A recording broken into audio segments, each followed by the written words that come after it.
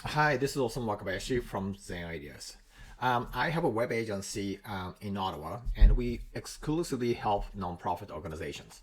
And our company mission is we educate the nonprofit sector how to leverage the power of internet and web technology so that they can accelerate their mission forward.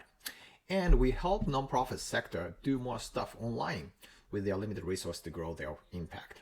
Now, today's video course is about WordPress so that you can build your WordPress website for your organization. Now, what are your challenges for your website? So this is I hear quite often. Now, your website is outdated and your website is not attractive. Maybe it's very difficult to navigate and not user-friendly, and it's difficult to manage and spending too much time on fixing it rather than managing the website.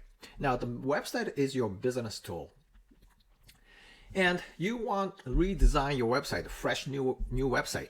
Now, the problem is you may not have a budget, and then especially for nonprofit, it is difficult to get funding for a website, something like this.